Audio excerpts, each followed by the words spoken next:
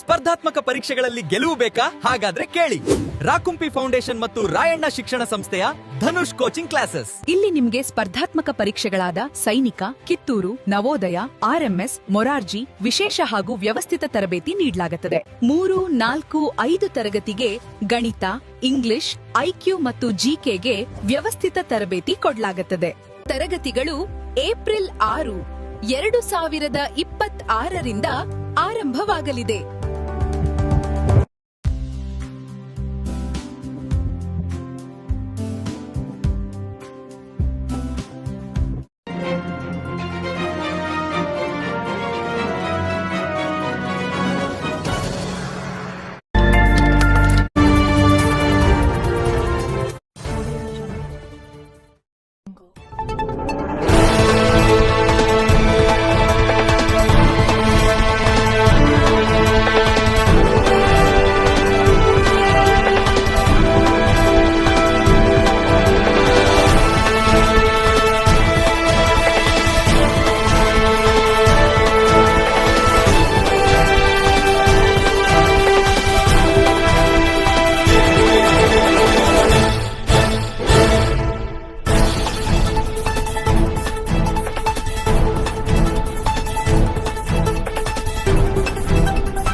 ಇವತ್ತು 22 ನಾಳೆ 23 ಅಖಿಲ ಭಾರತ ಮಟ್ಟದಲ್ಲಿ ಕುರುಕ್ಷೇತ್ರದಲ್ಲಿ ಅಂತಂದರೆ ಕರ್ನಾಟಕದ 8 ಜನ ಪ್ರತಿನಿಧಿಗಳಾಗಿ ಆಗಮಿಸಿದ್ದೇವೆ.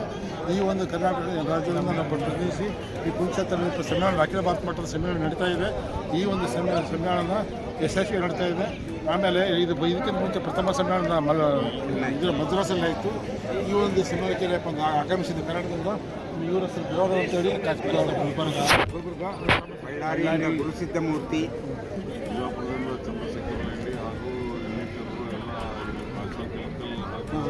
ಬಿಜಾಪುರದಿಂದ ಗುರುದೇವ್ ಅಂಗಡಿ, ಶಿವಪಂಟಗೋಡಿ, ಇವತ್ತು ಮತ್ತು ನಾಳೆ ಅಖಿಲ ಭಾರತ ಒಟ್ಟು ಟೋಟಲ್ ಆಗಿ 400 ಜನ ಪ್ರತಿನಿಧಿಗಳು ಹಾಜರಾಗಿದ್ದಾರೆ.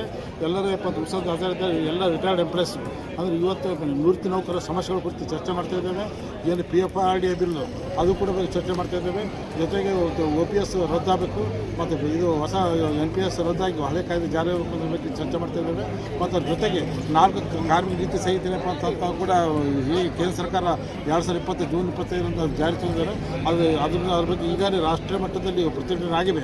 ಈ ಒಂದು ಸಂಬಂಧ ಕೂಡ ಸುದೀರ್ಘವಾಗಿ ಚರ್ಚೆ ನಡೆದಿದೆ. ಅದು ಕೂಡ ರದ್ದಾಗಬೇಕು. ಹಿಂದೆ ಬರಲ್ಲ, ಇವ್ರು ಹಿಂದೆ ಬರಲ್ಲ. ಒಟ್ಟಾರೆ ನುರಿತ ಜ್ವಲಂತ ಸಮಸ್ಯೆಗಳ ಬಗ್ಗೆ ಚರ್ಚೆ ಮಾಡ್ತಾ ಇವೆ. ಅದ್ರ ಜೊತೆಗೆ ಕರ್ನಾಟಕದಲ್ಲಿ ಕರ್ನಾಟಕದಲ್ಲಿ ಈಗಾಗಲೇ ನಾವು ಬಿಜಾಪುರದಲ್ಲಿ ಸಂಘಟನೆ ಮಾಡಿದ್ದೇವೆ, ವಿಜಯನಗರದಲ್ಲಿ ಸಂಘಟನೆ ಆಗಿದೆ, ಮಂಡ್ಯದಲ್ಲಾಗಿದೆ, ಬೆಂಗಳೂರಲ್ಲಾಗಿದೆ. ಎಲ್ಲ ವಿಭಾಗದಲ್ಲಿ ಸಂಘಟನೆ ಮಾಡ್ತೇವೆ. ಜೊತೆಗೆ ರಾಷ್ಟ್ರೀಯದ ನಿವೃತ್ತ ನೌಕರಿಗೆ ಏನು ಸಮಸ್ಯೆ ಎದುರಿಸ್ತಾ ಇದ್ದಾರೆ ಆ ಸಮಸ್ಯೆಗಳ ಜ್ವಲಂತ ಸಮಸ್ಯೆ ಕುರಿತು ಚರ್ಚೆ ಮಾಡಿ ಮುಂಬರ್ತಾ ದಿನಗಳಲ್ಲಿ ನಿವೃತ್ತ ನೌಕರ ಪರವಾಗಿ ರೈಲ್ವೆದಲ್ಲಿ ರಿಯಾಯಿತಿ ಬಗ್ಗೆ ಆಗಿರ್ಬೋದು, ಬಸ್ಸಿನಲ್ಲಿ ರಿಯಾಯಿತಿ ಬಗ್ಗೆ ಆಗಿರ್ಬೋದು, 18 ತಿಂಗಳು ಈಗಾಗಲೇ ಸರ್ಕಾರ ತುಟ್ಟಿ ಬಂದು ತಡೆ ಹಿಡಿದಿದ್ದಾರೆ. ಆ 18 ತಿಂಗಳು ತುಟ್ಟಿ ಬಂದು ಪುನರ್ ಸರ್ಕಾರ ಘೋಷಣೆ ಕೇಂದ್ರ ಸರ್ಕಾರ ಘೋಷಣೆ ಮಾಡಬೇಕು. ರೈಲ್ವೆ ರಿಸರ್ವೇಷನ್ದಲ್ಲಿ ಕೂಡ ಅವಕಾಶವನ್ನು ರಿಟೈರ್ಡ್ಗಳಿಗೆ ಅವಕಾಶ ಕೊಡಬೇಕು. ಆಮೇಲೆ ನಿವೃತ್ತ ನೌಕರಿಗೆ ವಿಶ್ರಾಂತ ಧಾಮಗಳನ್ನು ಪ್ರಾರಂಭ ಮಾಡಬೇಕು. ಜೊತೆ ಇನ್ನಿತರ ಎಲ್ಲ ಸಮಸ್ಯೆ ಕುರಿತು ಇವತ್ತು ಮತ್ತು ನಾಳೆ ಎಲ್ಲ ವಿವಿಧ ರಾಜ್ಯಗಳಿಂದ ಒಂದು ಪ್ರತಿಯೊಂದು ರಾಜ್ಯ ಪ್ರತಿನಿಧಿಗಳು ಭಾಗವಹಿಸಿ ಎಲ್ಲ ಸಮಸ್ಯೆ ಚರ್ಚೆ ಮಾಡಿ ಕ್ರೋಢೀಕರಿಸಿ ರಾಷ್ಟ್ರ ಮತ್ತು ರಾಷ್ಟ್ರ ಆಂದೋಲನದ ಬಗ್ಗೆ ನಾವು ಕಾರ್ಯಕ್ರಮ ಮಾಡ್ತೀವಿ. ಈಗೇನು ಇಲ್ಲಿ ಚರ್ಚೆ ಮಾಡೋ ಸಂದರ್ಭದಲ್ಲಿ ಸಾಮಾಜಿಕ ಅಸಮಾನತೆ ಬಗ್ಗೆ, ಆರ್ಥಿಕ ಅಸಮಾನತೆ ಬಗ್ಗೆ, ಈ ಗ್ಲೋಬಲೈಸೇಷನ್ ಆ ಬಗ್ಗೆ ಚರ್ಚೆ ಮಾಡಿ ಈ ಅಂತಾರಾಷ್ಟ್ರೀಯ ಮಟ್ಟದಲ್ಲಿ ಇರ್ತಕ್ಕಂಥ ವಿಚಾರಗಳು ಕೂಡ ಚರ್ಚೆ ಮಾಡ್ತೀವಿ. ಎಲ್ಲ ಚರ್ಚೆ ಮಾಡಿ ಒಂದು ಅಂತಿಮ ತೀರ್ಮಾನವನ್ನು ರೆವಲ್ಯೂಷನ್ ಪಾಸ್ ಮಾಡಿ ಆ ರೆವಲ್ಯೂಷನನ್ನು ಜಾರಿ ಮಾಡಲಿಕ್ಕೆ ಇಡಿಯಾಗಿ ಅಂತಾರೆ ನಾವು ನೌಕರ ಅಖಿಲ ಭಾರತ ನಿವೃತ್ತ ನೌಕರ ಒಕ್ಕೂಟದಿಂದ ಪ್ರತಿಭಟನೆ ಮಾಡಿ ನಮ್ಮ ಸಮಸ್ಯೆಗಳನ್ನು ವಿವರಿಸಲಿಕ್ಕೆ ನಾವು ಪ್ರಯತ್ನ ಮಾಡ್ತೀವಿ.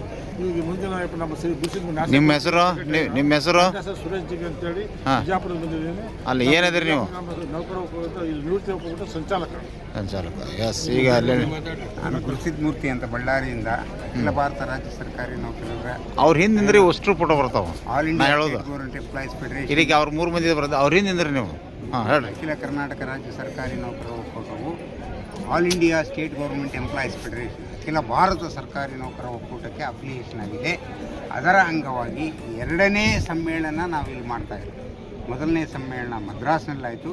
ಈ 2ನೇ ಸಮ್ಮೇಳನದಲ್ಲಿ ಸುಮಾರು 400 ಜನ 18 ರಾಜ್ಯಗಳಿಂದ ಬಂದಿರತಕ್ಕಂಥ ಡೆಲಿಗೇಟ್ಸ್ಗಳು ಸರ್ಕಾರಿ ನಿವೃತ್ತ ನೌಕರರ ಪೆನ್ಷನ್ರ ಜೊತೆಗೆ ಇತರೆ ಪೆನ್ಷನ್ರನ್ನು ಸೇರಿಸಿಕೊಂಡು ಇಲ್ಲಿ ಅವರ ಬೇಡಿಕೆಗಳ ಈಡೇರಿಕೆಯಾಗಿ ಬಹಳಷ್ಟು ಚರ್ಚೆ ನಡೆಸಿದ್ದೇವೆ.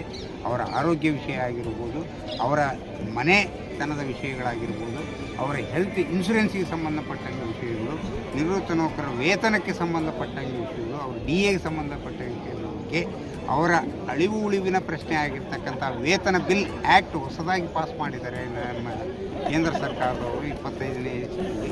ಅದನ್ನು ಸ್ಕ್ರ್ಯಾಪ್ ಮಾಡೋದ್ರ ಬಗ್ಗೆ ಮುಖ್ಯವಾಗಿ ನಾವು ಚರ್ಚೆ ಇರ್ತಕ್ಕಂಥದ್ದು. ಮುಂದಿನ ದಿನಗಳಲ್ಲಿ ಸರ್ಕಾರಿ ನೌಕರರಿಗೆ ಮತ್ತು ಪೆನ್ಷನರಿಗೆ ವೇತನ ಕೊಡುವುದಾಗಲಿ DA ಕೊಡುವುದಾಗಲಿ ಸಮಸ್ಯಾತ್ಮಕವಾಗಿ ಉಳಿದುಕೊಂಡಿರೋದ್ರಿಂದ ಅದನ್ನು ಸ್ಕ್ರ್ಯಾಪ್ ಮಾಡಬೇಕು ಅನ್ನೋ ಉದ್ದೇಶದಿಂದ ನಾವು ಈ ದಿನದ ಈ ಸಮ್ಮೇಳನದಲ್ಲಿ ಚರ್ಚೆ ಮಾಡಿ ಮುಂದಿನ ದಿನಗಳಲ್ಲಿ ನಾವು ಕಾರ್ಯಕ್ರಮಗಳನ್ನು ರೂಪಿಸಿಕೊಂಡು ನಮ್ಮ ಈ ಬೇಡಿಕೆಗಳನ್ನು ಈಡೇರಿಸಲಿಕ್ಕೆ ಪ್ರಯತ್ನ ನಡೆಸ್ತೀವಿ.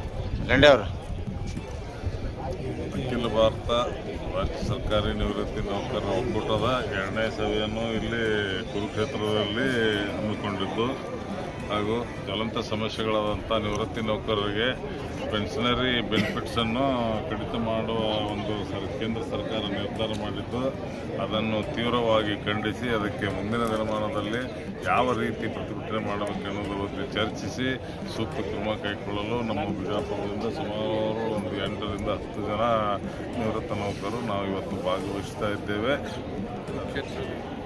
ಕುರುಕ್ಷೇತ್ರದಲ್ಲಿ ನಡೆದಂಥ ಇನ್ನು ಇವತ್ತು 22 ತಾರೀಕು 22, 23 2 ದಿವಸ ಈ ಸಮ್ಮೇಳನ ಇಲ್ಲಿ ನಡೀತಾ ಇದೆ.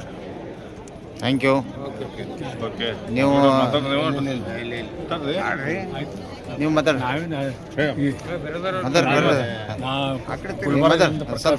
ಸ್ವಲ್ಪ ಮಾತಾಡ್ರಿ. ಹಾಂ, ಇದೆಲ್ಲ ದೊಡ್ಡ ಸ್ಟೇಟಿಗೆ ಹೋಗುತ್ತೆ ಈಗ ಹೈಲೈಟ್.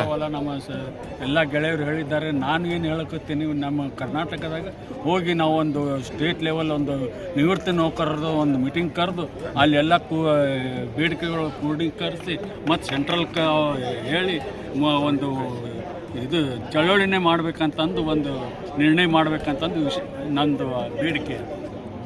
Thank you. ತಮ್ಮ ಹೆಸರು, ತಮ್ಮ ಡಿಸಿಗ್ನೇಷನ್ ನಾನು ರಾಜ್ಯ ಸರ್ಕಾರಿ ಪೆನ್ಷನರ್ ಅಸೋಸಿಯೇಷನ್ ಕರ್ನಾಟಕ ರಾಜ್ಯ ಸರ್ಕಾರಿ ನೌಕರ vice president state. Yes, thank you.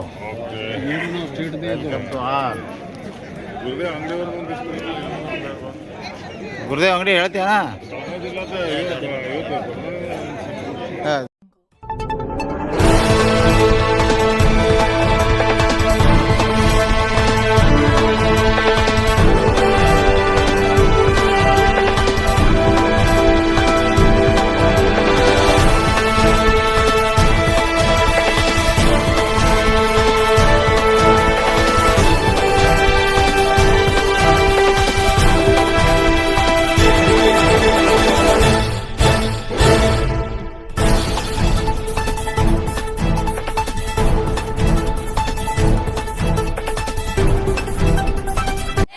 ಸ್ಪರ್ಧಾತ್ಮಕ ಪರೀಕ್ಷೆಗಳಲ್ಲಿ ಗೆಲುವು ಬೇಕಾ? ಹಾಗಾದ್ರೆ ಕೇಳಿ.